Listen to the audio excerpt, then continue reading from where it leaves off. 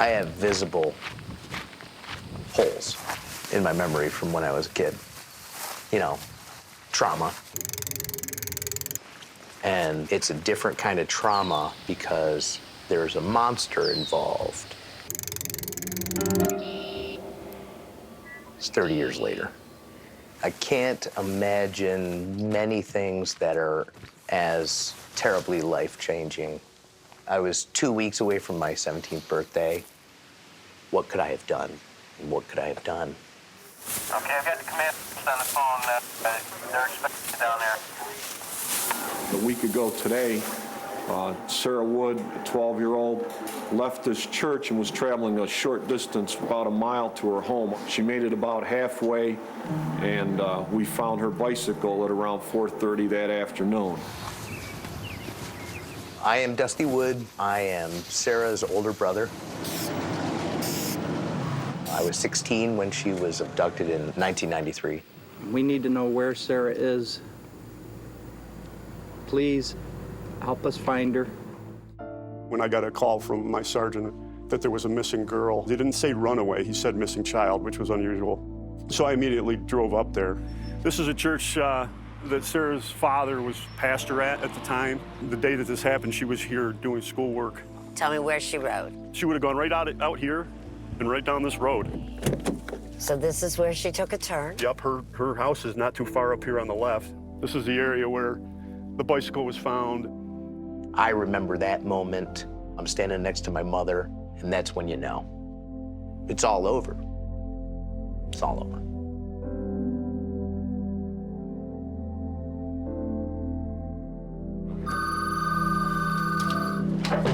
Command post right on. We set up a station there. We could do everything out of that church. They send right up in here. There were troopers from all over the state. All over the state there. Days went by, weeks, months. Right. Would either one of you have ever guessed the turn this case would take on January 7th, 1994? No. And this was still back in the day of where teletypes would come across. One came over about an abduction or attempted abduction in Massachusetts. 12-year-old Rebecca Savarese. She's simply walking to school. She's approached by a stranger who puts a gun to her, and that broke the entire case. She's the key. She's the linchpin. She's what made it all happen. She got away. Okay, that's what put us on to Lewis Lent. Lewis Lent came across as just kind of an ordinary guy. He was a handyman. I don't think anybody would have ever conceived that he was doing what he was doing. I'm Julia Cowley, retired FBI agent and profiler. He was prepared with duct tape. He had a gun with him. He had a knife with him. He had rope with him. So he was always ready. He's a child predator. You know, he enjoyed going out and driving around and, in his words, hunting for children. He killed Sara Anne Wood. He did confess to it. But we don't have Sarah's body. Finding the body is important because then my mother could know where she is. Do you think Lewis Lent will give that up? I don't know. If he does, it won't be out of the goodness of his heart. He does have a lot to hide.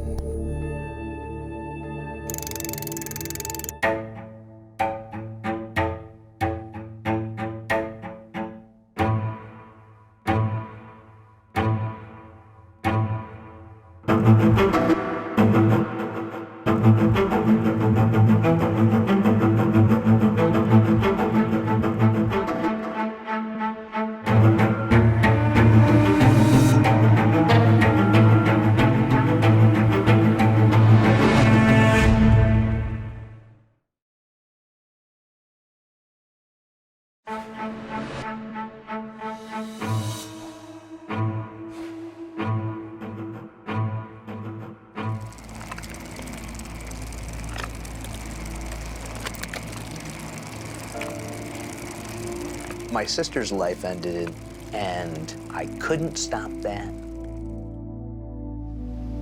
Someone hurt her and took her life. I know at the time I felt like I could have done something, but I couldn't. She was an exuberant person. She was excited to be alive. It's been a little over 3 decades since his 12-year-old little sister disappeared. But for Dusty Wood, memories of Sara have not faded with time. Morning, Sarah. What? Morning. Good morning. You ready to eat? No. I want to stay here and play video games. Every picture you see of her, it's like a big beaming smile, those bright blue eyes. Dusty says the two of them had a lot in common. I'm an extrovert, she's pretty extroverted. She's not a person in the background. She stuck out. Hey, Dad. Dad, over here. She was funny. I imagine she would be funny now. On August 18, 1993, Dusty, then just 16 years old, was enjoying a lazy summer day with his family in Sequoyah, a small town in central New York. That day we had gone shopping, we had come home. We just hung around the house. We lived in the country, so there wasn't a lot of stuff to do. Sara had made plans to ride her bike to Vacation Bible School at the church where her father was a pastor. It was just about a mile down the road. The last time I saw her, she was singing Dolly Parton. Do you remember what song she was singing? Working 9 to 5. Yeah. She and I were at the front door, and so I was listening to her as she's working 9 to 5. And then she got on her bike and was like, see you later. When Sara didn't return home later that afternoon, Dusty and Sara's parents began to worry. So I remember getting a phone call from my parents at my friend's house. Hey, did you see Sara? And me being like, no. And so at that point, we rode our bikes and came home, didn't see her. Soon after, that's when a neighbor came across Sara's bike hidden in the bushes on the side of the road, less than a half mile from the family's home. Police were called. Around 6 p.m., New York State Police Trooper Timothy Blaze, who is now retired, arrived at the scene. So, Tim, where was her bicycle found? It was off the grassy area. It was in where the shrubs are. And there was also some school paperwork that was around. Some papers were blowing around. And at the time, did anyone remember seeing a truck or a child being grabbed or anything? No. I mean, she just vanished. Yeah, well, as you can see, I mean, there's nobody here really to see anything, you know? By early evening, the massive search for Sara began. We'd be out in the woods searching for her at midnight, 1 o'clock in the morning, hoping that we find her in maybe a hole or she fell down in something. 48 Hours was invited by Sara and Dusty's parents, Bob and Frances Wood, to witness those early days of the investigation in hopes that the media attention would help find Sara. Hold for an officer and I'll be right with you. It would become one of the largest searches for a missing child during that time. The first day was the worst, first night. We're just checking to see if anybody had any information on the Sara Woods case. First night, of course, I was up on the road all night, out in the woods all night. Second day, I was on the road all night, watching. Pioneer 1 to Federation Command Post. Bob Wood's tiny church was turned into a state police command post. Command Post Randall. The more people we can reach early on, while the thing is still fresh in their minds, the better chance we stand of maybe turning something up that'll help us. The big thing as far as the uniformed troopers are concerned is the door-to-door. Anything out of the ordinary in the past week or so? No. Can that be done with the chopper? The thing that keeps everybody going is the uncertainty. Not knowing whether she's dead, whether she's alive, whether she's a mile away, or whether she's 120 miles away. So now all I'm doing is praying and encouraging people, because they're doing all the work. We've expanded the search operation. We're probably into the area of 600 square miles. I'm getting in fresh crews. I got more crews coming in from different parts of the state. And we're going to be crawling on our hands and knees. It's really thick once we get down in there. Let's find that guy, bud. Let's go. When you're dealing with a child, if it hits you personally, it hits me personally. You tend to devote 110%. Let's go. Track one second. I hope we find this girl. Thank you, Lord, for this day, and we thank you now for the good food that we have. We do ask that you would be with Sarah, nourish her, protect her. Please bring her home to us tonight. How's it going, guys? Sarah's father. Doing a good job out there. That's like, you know, I'm on a precipice and there's a deep, dark cliff there. Hi, how you doing, hon? I'm glad you're here. I really am.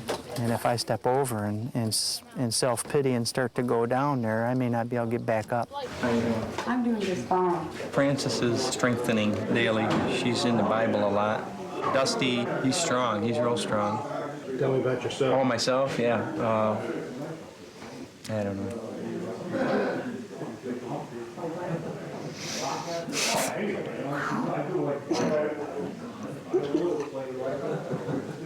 What we need is a break, a good solid lead that we can take and finish this case up with.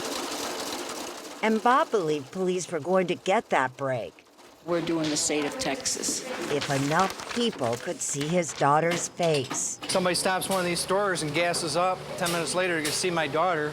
They could make the phone call we need to get. You see this little person here? This is my baby. Whatever I have to do, I'm going to do to find this little girl here. Sarah's mother, Frances, made a public plea. Whoever is behind this, I don't hate you. I don't hate you. I just want my daughter back. That's all. I just want her here, right here with us. Investigators were determined to find out what happened to Sarah, and they did not shy away from looking anywhere or at anyone. Our entire family was focused on getting Sarah back. So, you want to investigate me? I'm okay with that. Sarah's got to come home. We'll do whatever it takes, period.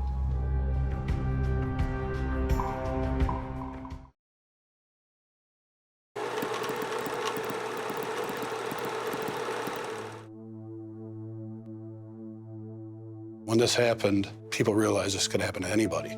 It could be their children. Retired New York State Police detectives Reese Treen and John Fallon were state troopers when Sara Wood disappeared in 1993. My daughter was only 5 miles from there when this happened at her grandparents' house at 3 years old. It's home. Treen and Fallon were part of the army of investigators from around the state. Thank you for your help. Assigned to search for Sarah. We had no vehicle. She didn't just go into thin air. They would join Frank Lawrence, one of the lead detectives. Something or someone had to have taken her. There it is, right there. Sarah, Channel 2. Yet despite the weeks of media attention that Sarah's case received, Lawrence, now retired from the New York State Police, says law enforcement still had very little to go on. Somebody took her, we didn't know. So when you don't know, you have to eliminate everything, every possibility. And you start local. And that included questioning the people closest to Sarah, her brother and her parents. You had to look at the woods. The woods were looked at. I mean, wasn't We have that to. tough, though? It's always difficult to do that, you know, especially in this case, because they're such good parents. Bob Wood was there every day. Glad you're here, though. You're helping out a lot. Every day. Investigation isn't over. This is one facet. I had a hard time going there every day.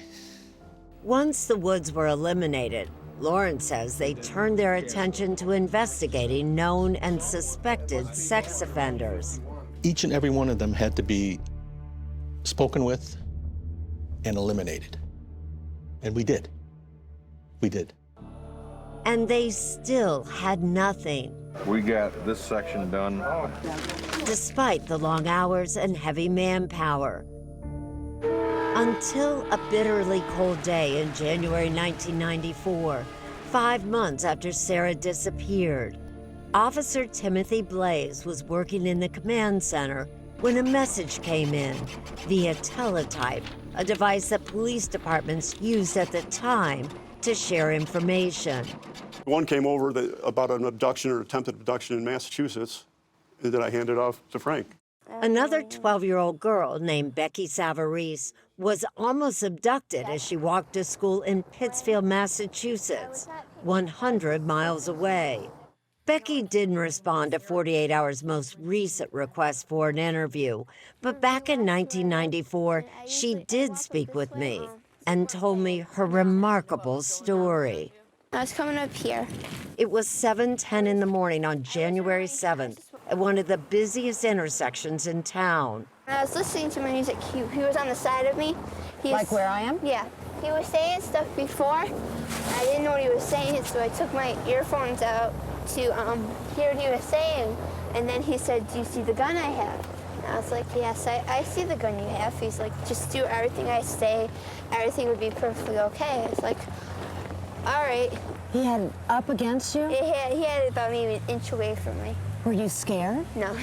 You weren't scared? I wasn't scared. We turned down here to where his truck was parked. Now, he wants you to go in the truck that's Right. over there. Right. You're not intending to go into that truck? No. If I got away, I didn't care if you shot me. I just knew I was not going to get into that truck. Why did you know that? Was that something someone had told you, or? I just felt it inside me. I knew I was not going to get into that truck. That's when Becky came up with an idea that possibly saved her life. She faked an asthma attack. I started to fake that I was like losing breath. When I was trying to take my backpack off, he tried to grab for me, and he got my backpack instead, and I just ran. Becky ran into a man clearing snow off a sidewalk who called the police. At about the same time, a witness called in with 3 digits from the truck's license plate. Investigators began searching for the vehicle. I remember it well because it was a blizzard. Despite the snowstorm, a Pittsfield officer spotted a truck with those 3 digits in its license plate sitting in a driveway in a residential area. The officer quickly called for backup. And they knocked on the door and said, who was driving this truck earlier? The homeowner told the officers a friend named Louis Lent had borrowed the truck, and he just happened to be sitting in the kitchen. When police entered the house to question Lent, he denied knowing about Becky, but willingly agreed to come down to the police station. Had Louis Lent, that name, Louis Lent, ever come up before? No, not in our investigation. Had he ever been connected to a disappearance of a child? No. But he had a criminal history. Yeah, some minor things like bad checks and forged checks, things like that, but nothing that approaches this. And when investigators searched Lent's vehicle, they knew they had the right man. They found Rebecca's backpack, they found the gun, they found duct tape and clothesline rope, basically his kidnapping abduction kit. Although the attempted abduction was 100 miles away in Pittsfield, Massachusetts, everyone wondered if Lent could have also taken Sara. Got a call from the lieutenant. He says, well, go home and pack a bag and you're going to Pittsfield.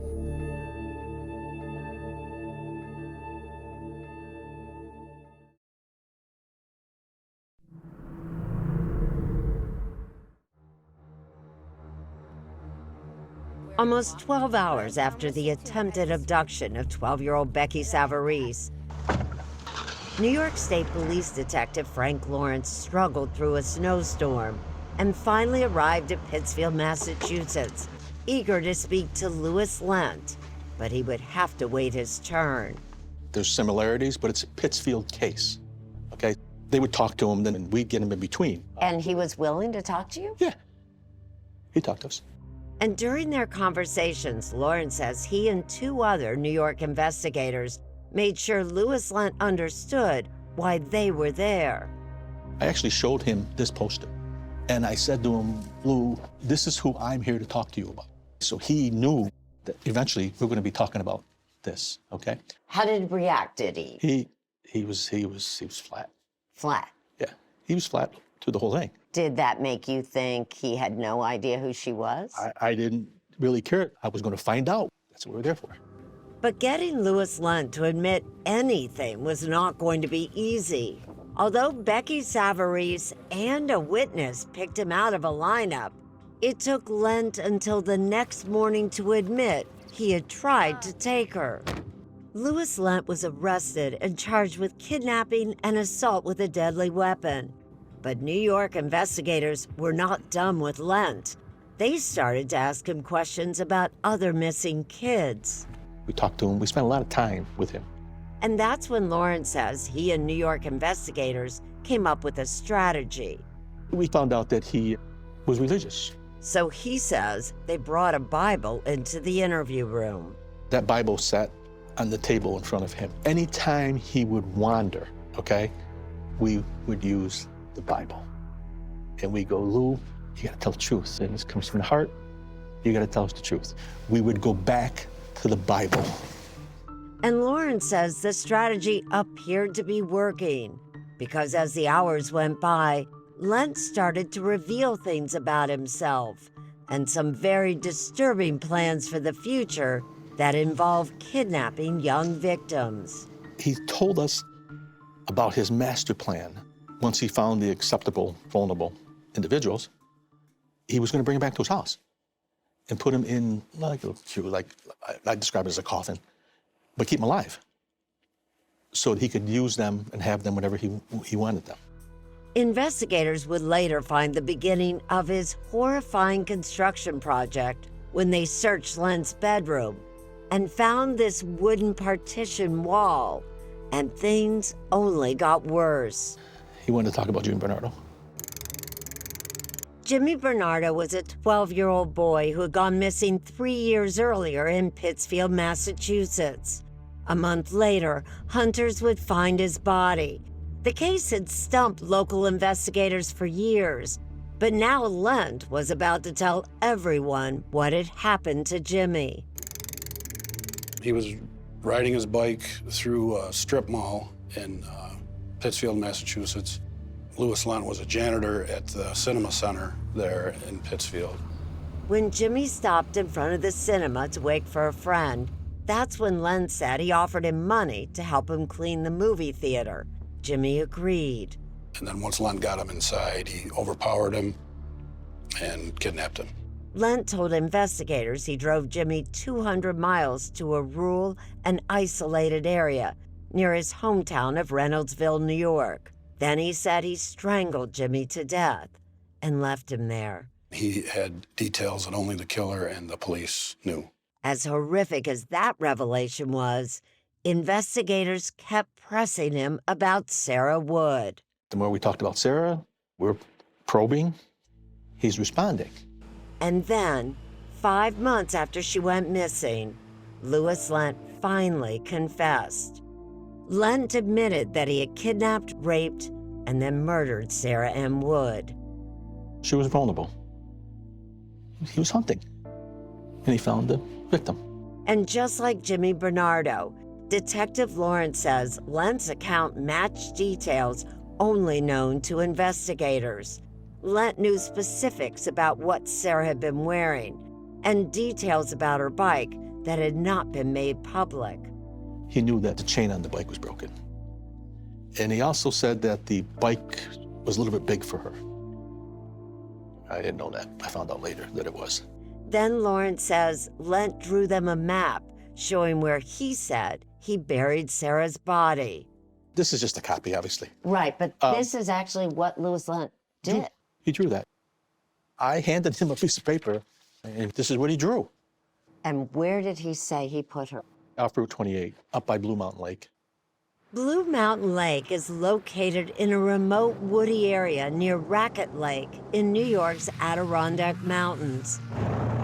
And within hours, police from all over New York State were dispatched and searched the area. Bob Wood was there along with Dusty, who was a senior in high school. It was very cold. It was ridiculous, and it was tons of snow. Remember, a lot of helping, a lot of people. How you guys doing for tarps up here? Was that a time when you thought you might be able to bring Sara home? Yeah.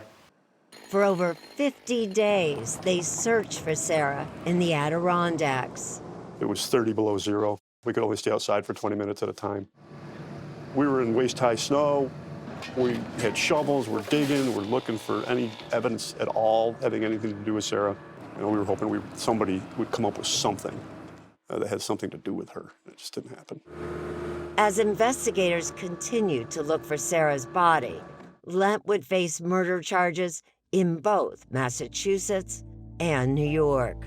It was a rare occasion where everyone was laser focused on one event, which was find Sara, bring him to justice.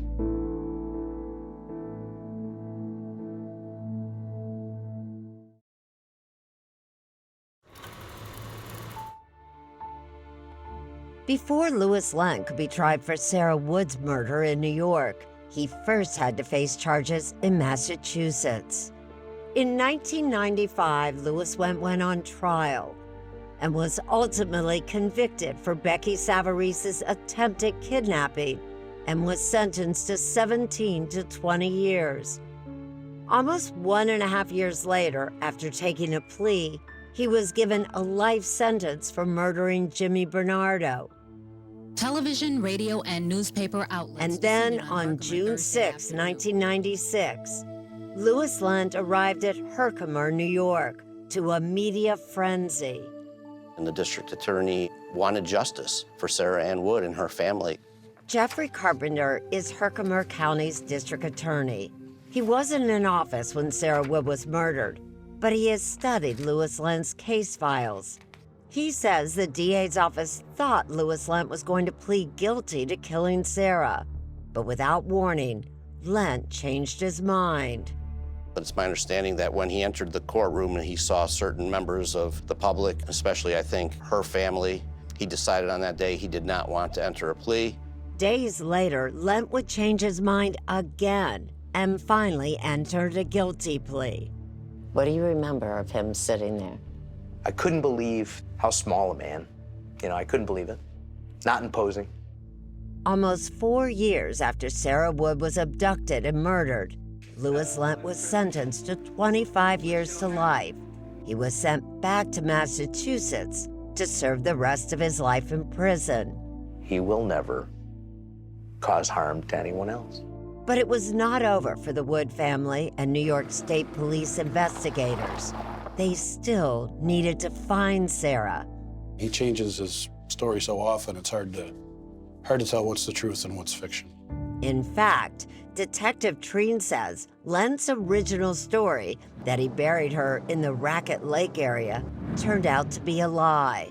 He cashed a check on August 18th in Pittsfield at 6:18 p.m. So he did not physically have time to abduct Sara at around 2:30 p.m. and then drive to the Adirondacks, dig a grave, bury her, and then drive back to Pittsfield to cash a check.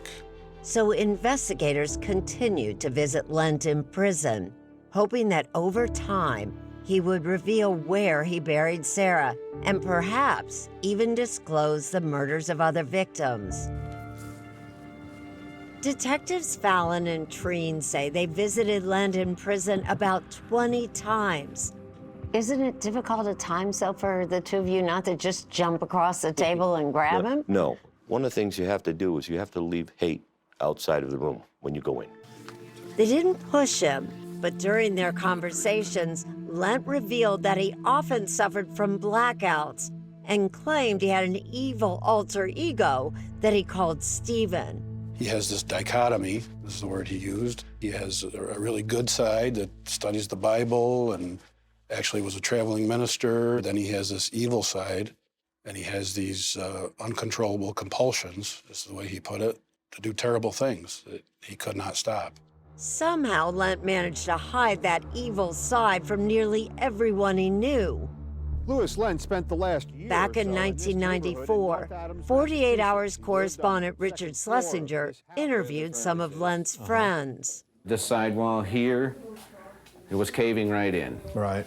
And he helped you with that too, huh? Oh, yes. To Phil Shallies, who is legally blind, Lent was a good Samaritan. Just came over and said, well, I'd be glad to give you a hand. I hear you're doing work on your foundation. He said, I'd be glad to help you out. We built a border all the way around. We put in probably hundreds of hours working together in that cellar. It was definitely hard work. And he did that all out of the goodness of his heart? Yes, he did. To Frank Gillette, the dean of students at a Bible school that Lent attended, he was a gentleman. He was intelligent. He was unassuming. He was quiet. One thing about Louis that everyone remembered was he always had his hand out to shake your hand when you were meeting one. And if you didn't watch out, he'd give you a big bear hug. He had a lot of children with him, young kids. The kids would play video games, and then they would come in and go to the movies, and he would bring them home. To Richard Bauman, who employed him, Lent seemed like a mentor to children. They called him the big brother. They did? Oh, yeah. The kids? Yes. Bauman owned the movie theater where Lent worked as a janitor for 6 years, and he thought he knew Lent very well. I hired him. I worked side by side with him.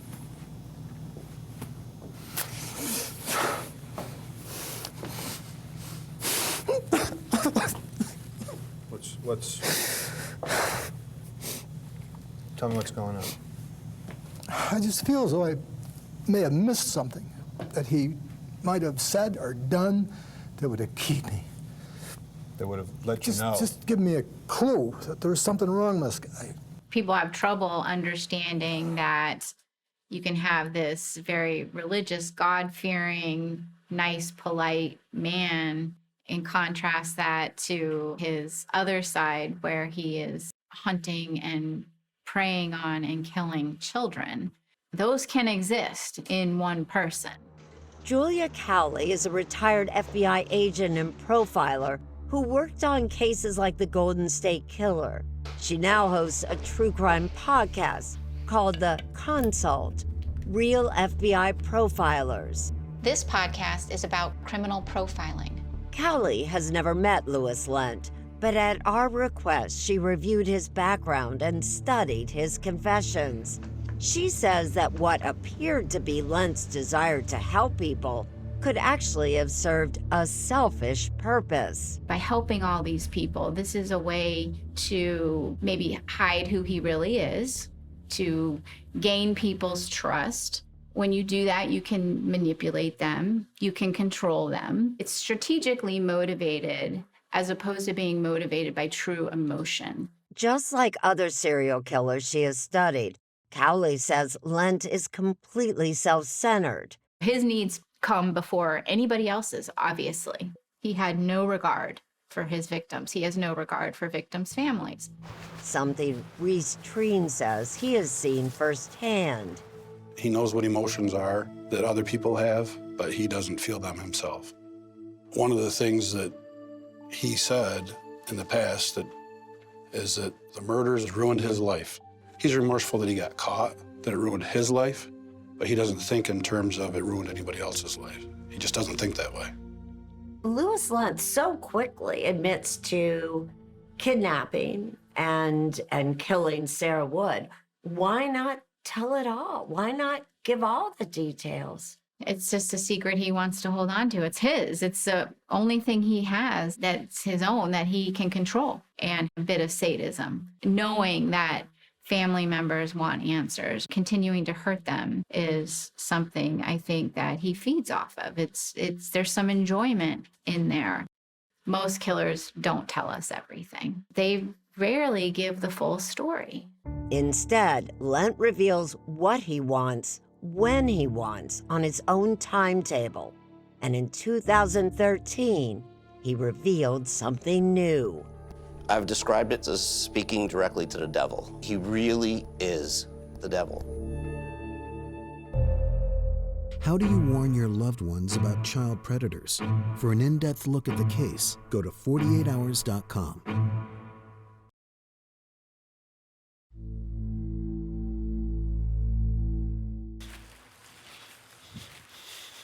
As detectives Fallon and Treen continued to question Louis Lent about Sara Wood and other possible victims, in 2013, he made yet another confession. He ended up admitting to killing Jamie Lusher.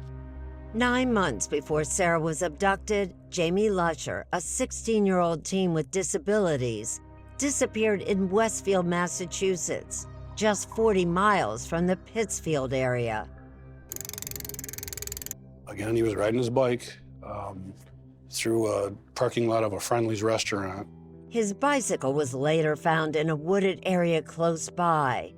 Lent told investigators that after he kidnapped and murdered Jamie, he discarded the teenager's remains in Greenwater Pond in Beckett, Massachusetts. We had divers go actually with the Massachusetts State Police divers, and they all dove the pond, and nothing was found. As he has done many times before, Lent would later recant his confession. Authorities decided not to charge Louis Lent with Jamie's murder, hoping that one day he will lead them to his body. At this point, we're not interested in further prosecution. He's not going anywhere. At a press conference shortly after the confession, Jamie's sister talked about the grief she endured since her brother went missing. Anybody that knows me knows I talk about this. I think about this every day.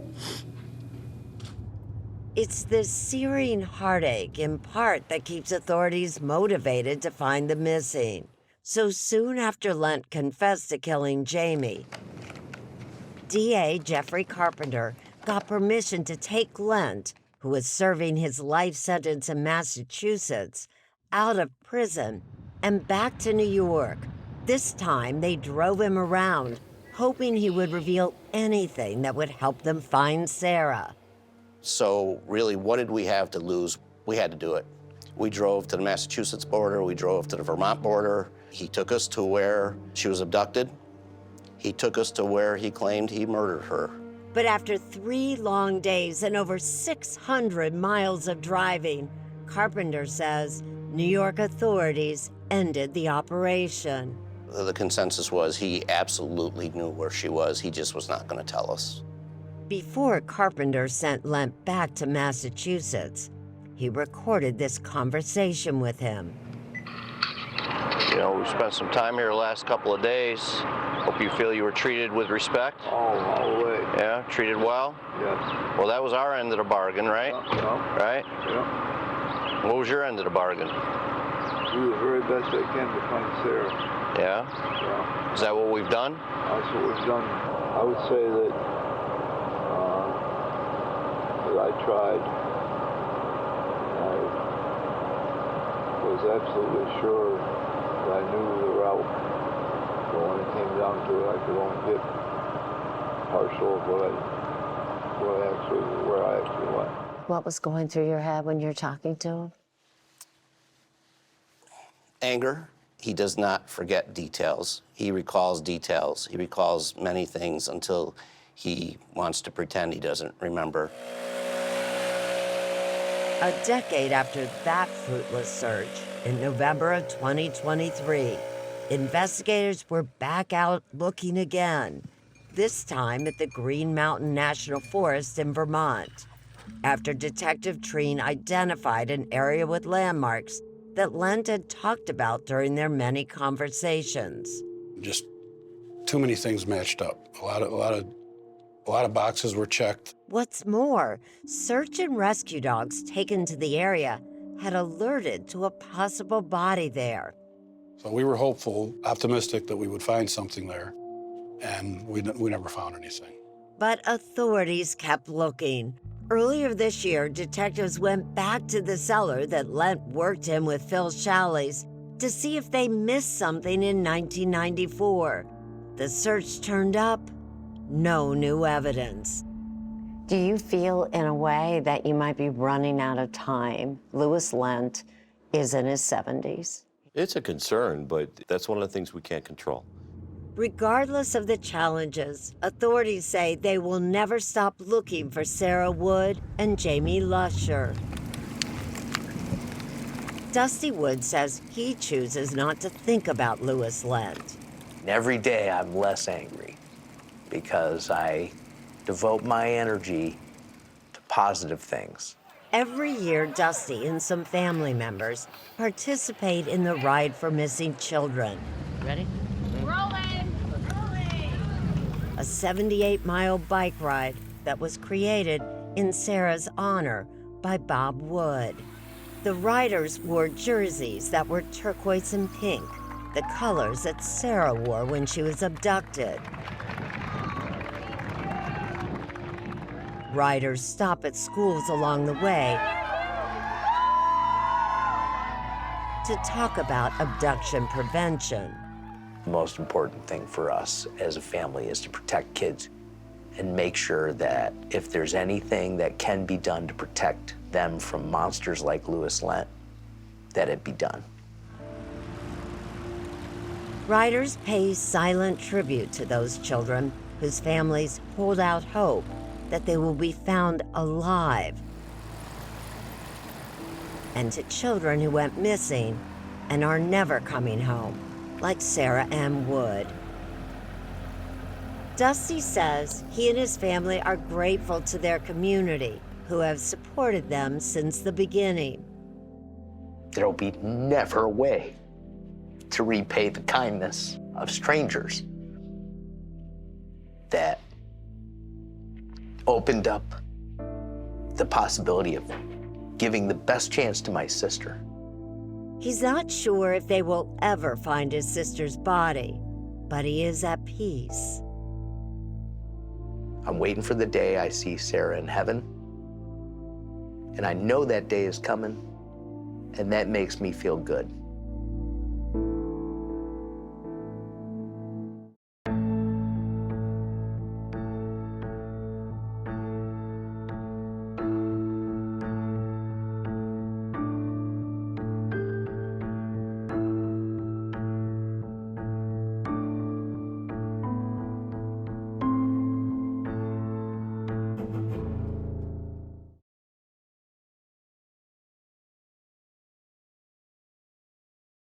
CBS next Saturday. A former state trooper's wife found dead in her bathtub. It was a gunshot. But was it a cover-up for murder? Dan thought he was smart enough to trick everybody. Packed duffel bag. Wet towels. It looks odd. A new 48 Hours next Saturday at 10/9 Central on CBS and streaming on Paramount+.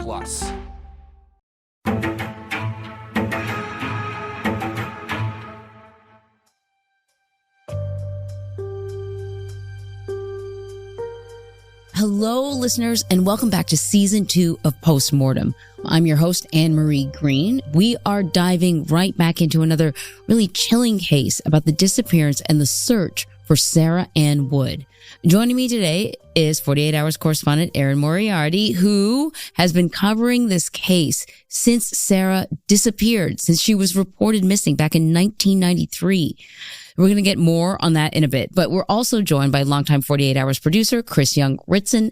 Welcome. It's great to be here, and we're starting another new season of 48 Hours, and this, I think, is a perfect story to do it with. Absolutely. It's so great to be here. Thanks. Yeah.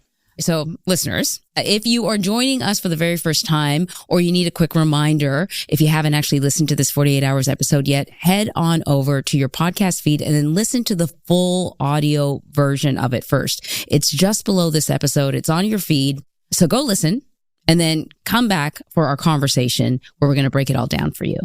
The title of this episode is The Unending Search for Sara Anne Wood, and it really has been unending for her family, for investigators. They are still searching for her body. It's been over 30 years. Both of you have been really covering true crime for decades now. In your experience, is it unusual for investigators to continue to pursue a case even after the suspect is already in prison? I don't think it's that unusual when you're talking about a case like this with a young child. The one thing that struck me when we went back now, 30 years later, is investigators, they all remembered the age of their children at the same time. And so this case stuck with them, and they put themselves in the place of the victims, and they think, what would I want done for me? And of course, also, we call it unending. Sara Anne Wood's parents and her brother, they want to end this search. Yeah, the DA said to us, we all kind of adopted Sara, and they're going to continue looking until they find her. In the hour, you see how investigators continue to interview Lent in prison. They bring him out, spend days with him. What's the long game here? He's sitting in prison. He is going to be punished for the rest of his life. Years after he went to prison, he suddenly brings up new information about another victim, Jamie Lusher. So there is this hope of trying to solve those cases. There are other kids missing. There's a side of me like feeling that Louis Lent is kind of taking advantage of them, and it drives me crazy because he has the control, and this is about control. But investigators believe that the longer they stick with it, maybe they can find Sara Anne, and maybe they can find other children. Mm-hmm. Yeah, I think it's everyone's hope that people close to Louis Lent will encourage him to speak out, so he can give some closure to both Sarah's family and potentially others. I want to talk about retired FBI profiler Agent Cowley, because it was great to have her there. It was like a master class in profiling a serial killer. Talking to a former FBI profiler, that was a little discouraging to me because Agent Julia Cowley said, these guys, that's all they have. They're in prison. All they have is this information. It is their currency. And so they can either give it or they can keep it in the bank, to quote one of our investigators, and die with it. So it's iffy. Yeah. And you do touch in the hour about just how time is ticking away. At some point he won't be available anymore. And 48 Hours also interviewed people who knew Lent, his friend, even a minister. I was really struck by Richard Bauman, who was a theater owner. He had hired him, and the way he broke down, you just got the sense that he felt personally sort of offended, or he was questioning himself that he could not identify the evil that this man was capable of. How could these people, how were they fooled by Lent? I thought the importance of that interview that Richard Schlesinger did so many years ago was that it really put almost like a period on what the FBI profiler said, that this guy was so able to hide this evil side of himself, that here's a guy who owned the cinema who trusted Louis Lent so much that he allowed him to have contact with kids. And the fact that this owner was so devastated that he had been fooled, that really told you how good an actor Louis Lent was.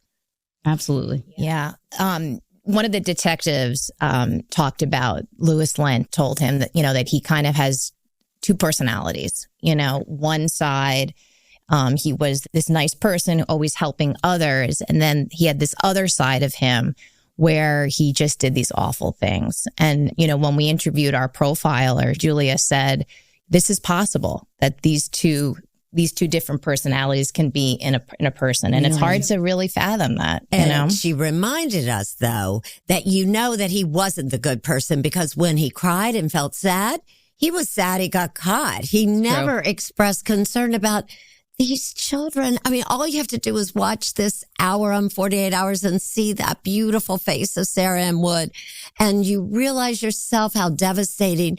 And this guy seemed to feel nothing, but he had to have been such a great actor. And I think that's a reason for doing this show, is to remind people, bad people don't come with horns. They look like anyone else. So the other thing that you covered when you initially did this story for 48 Hours is you spoke to some of Lent's family members. Did they give you any insight into how he could have become like this? Well, I should point out, initially, they were shocked. I mean, nobody, again, he hid what he called his evil side, his alter ego, from his family, but they all of us wondered, why would Louis Lent turn out this way? And many experts, including our FBI former profiler, said that often they are abused. And in fact, they did believe that Louis Lent might have been abused as a child. So we did learn that from talking to the family. As I was watching this, I couldn't help but to think about my own kid, right? She's a tween. I'm struggling, like many parents, with, letting the leash a little looser and then pulling it back. I know you guys are journalists, but you're also moms. I wonder if being a mom, being a parent, if that kind of like factored into how you felt about this story, how you felt about why you wanted to tell it. Well, it's funny. I was on it back in 1993, and I think we need to have empathy when we're doing interviews. But then when you have empathy for the victims, you're feeling it yourself, particularly if you're a mom. And my son was a little younger than Sara Anne Wood, and I didn't realize how much I was affected till I went back home to New York City, and we were riding a bike. And I thought Nick was behind me, but he was ahead of me. And when he wasn't behind me, look, I went crazy. In seconds, I already said, my son's missing. And I had organized people, and he was just right ahead of us. And some man rides back with a bike, and he goes, is this your son? Oh my son was mortified. But the other mothers around me said to him, look, she was reacting properly. You have to react right away. So I think that tells you how much you do internalize. This could happen to anybody. Mm-hmm. It could happen to us because it did happen to wonderful people. Mm-hmm. I think also as a journalist, covering these kind of stories, I tend to compartmentalize because also, you don't want to be that parent that's overly protective at the same time. Mm-hmm. But I'll tell you, I have two daughters, an 11-year-old and a 9-year-old. And after doing the story, I literally have sat down with them and said, what do you do if someone pulls up in a car and I've gone through the steps with them. And so it was a kind of education for them. And I'm happy that I've done that. And I hope maybe parents watching this will also take the time to do that with their children. Well, I got to tell you, after watching it, I thought I have to have this conversation. I just got to make sure I know what she knows and what she doesn't know. And I also thought maybe we should take a self-defense class together or something just to be prepared. When we get back, we're going to talk to Erin and Chris about Sara Anne's family and how they coped with this incredible loss.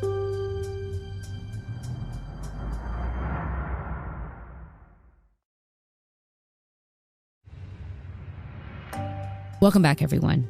So 48 Hours started covering this case just days after Sara went missing and had incredible access in those early days. We see so much of that rich archival footage in the hour. And Erin, what was your impression of Sara's family, especially in those early days? I think you saw really what families go through in a way that you rarely do. So at first it was shock. Then you see Sara Anne's mother unable almost to talk. You could see her suffering. And Dad, he felt he had to be the strong one. He was there every day. But then when he was pushed just a little bit, and I think was it our cameraman who kind of pushed him, somebody who was with him, and said, but how are you doing? Then you see him dissolve. And that is, to me, the importance. It's not to interfere or interrupt or violate someone's privacy. It is to let you know how difficult it is to go through something like this, the guilt the parents feel, the loss the parents feel, the gratitude they feel for everybody who's helping them search. And that access allowed us really to share what this family was going through. Yeah, that dad, I just thought this is sort of the epitome of I have to be the rock for everyone and I have to stay busy so I don't focus on this. And then when he was asked how I probably no one had asked him that. No, you saw him struggling not to break down. But how could you not? That's how he was getting through it, not thinking about it. And now suddenly he had to think about it. Yeah. And Chris, Dusty Wood has never actually given an interview about his sister until this for 48 hours. An in-depth interview. I mean, he spent 2 hours with Erin. And he really talked a lot about long-term grief. He says that there's two paths. He decided to go one path, which he became more extroverted. His family, they're more introverted. And so he represented his family in this. And he shared with us some things that we actually couldn't put in the broadcast. He pulled out all these letters from children that had sent letters to his family and to him, thanking them for speaking out and saying, I'm really sorry about what happened to your sister. He kept saying how grateful he was for the support that he and his family have received from the community. But the letters were very emotional for him. And that was meaningful to him to have those Very letters. meaningful. And I think Dusty really compartmentalizes this as well. I don't think he really has looked at these letters in a long time. So for him to pull them out and to share them with us, that was really special. And it kind of took him back to that time. You always think, when someone's going through something like that, there are no words that could make a difference. But clearly those letters did. And there was another way that this case had kind of a surprising impact on Dusty. Dusty and the rest of his family had spent a lot of time with our longtime cameraman, Daryl Barton, and had shown, I guess, so much sensitivity that Dusty decided he too would become a cameraman and even adopted the way Daryl shot things, which was constantly, never stopping, just shooting everything. And that's what Dusty does today. He's a cameraman. Listening to Dusty also makes you realize that it's not like something that happened to him 30 years ago. It continues to affect his life even today. And I think that's, again, something that we forget, that the news cycle moves on. We say, oh, this is sad this family went through. Well, it doesn't end for the family. Mm-hmm. It's there every day. There's a reminder every day. And you could really see that in Dusty. It changed his life then. It changed the trajectory his life took, what he decided to do with his life. And to this day, it's still what drives his life, is to save other children from the same fate. So is that another reason why he was willing to talk so openly with you all? Yes, he's very passionate, both Dusty and his family, and kind of educating others about, how we can protect children. And he does a ride every year called the Ride for Missing Children. And he allowed us to follow him. It was a 78-mile bike ride. And they would stop at schools along the way, and kids would come out and they would talk about abduction prevention. And it's a very important thing that he does every year. And I'm really happy that we were able to include that in the broadcast. Mm-hmm. And if you needed an example of a kid who's educated, who knows what to do in a situation like that, you got one right in the hour, right? Because, Erin, you have this incredible interview with Becky Savarese. This is from way back then. She was approached by Lent and really smartly used these tactics to avoid being abducted. And this was in the middle of a busy intersection area, busy town. There would have been a ton of witnesses, which just told you how sort of bold he was. We're going to play some of that sound. When I was listening to music, he was on the side of me. Like where I am? Yeah. He was saying stuff before. I didn't know what he was saying, so I took my earphones out to hear what he was saying. And then he said, "Do you see the gun I have?" And I was like, "Yes, I see the gun you have." He's like, "Just do everything I say. Everything would be perfectly okay." I was like, "All right." He had it up against you? He had it about maybe an inch away from me. Were you scared? No. You weren't scared? I wasn't scared. We turned down here to where his truck was parked. Now, he wants you to go in the truck that's over there. Right. You're not intending to go into that truck? No. If I got away, I didn't care if he shot me. I just knew I was not going to get into that truck. Why did you know that? Was that something someone had told you, or? I just felt it inside me. I knew I was not going to get into that truck. I got to tell you why I'm smiling is I still smile when I think about Becky Savarese. Becky Savarese was the savviest little 12-year-old. I mean, what a hoot. She keeps her head through it all and says that it came to her to fake an asthma attack and then, planned that she was just going to slip out of her backpack and get away, and which is exactly what she did. Did she learn like that whole stranger danger thing? Is that what kind of helped to protect her? Well, she said she didn't. She said it just came to her mind. Now, later on, I had spoken to her mother. She said that she had talked to her daughter. And we also know that Sara Anne Wood's dad went around and was in that Pittsfield area. So she may have gotten some ideas, but the bottom line was Becky Savarese just was so smart and used this amazing ruse to escape. And let's not forget that she's a hero in this story because she probably saved other kids' lives because of what she did. So yes, I'm smiling because she's just, to me, she's one of those people you never forget. Oh, absolutely. And that delivery, I mean, she just seemed so calm about it. And I wonder if outside of the cameras, did she express any other emotions? No, she was that cool character.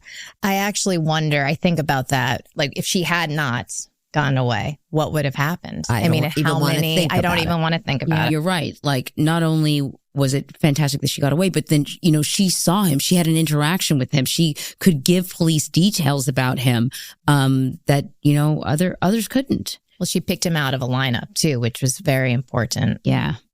Definitely a turning point. Why do you think 48 Hours you come back to this case? What is it about this case? Because, you know, it is the unending search. We don't have that wrap it up with a bow ending.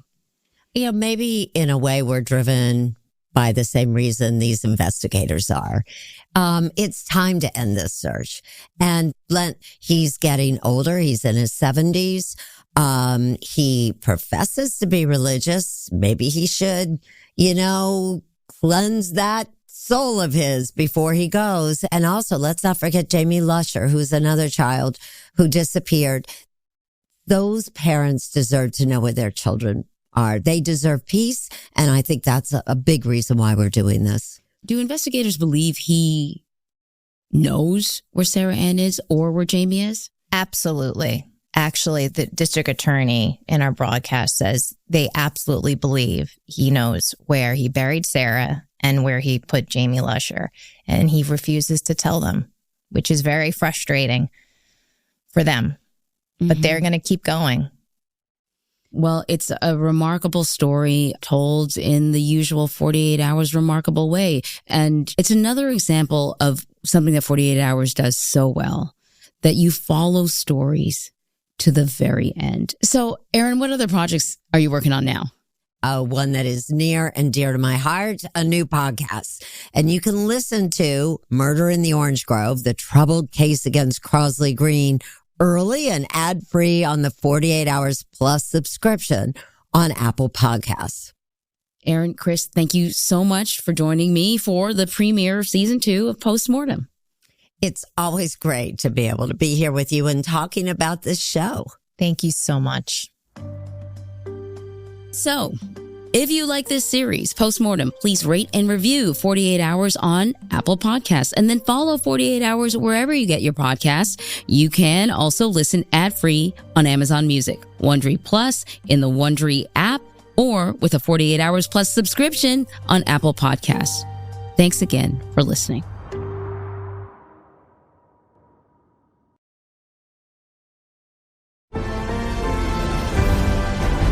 Paramount Podcasts.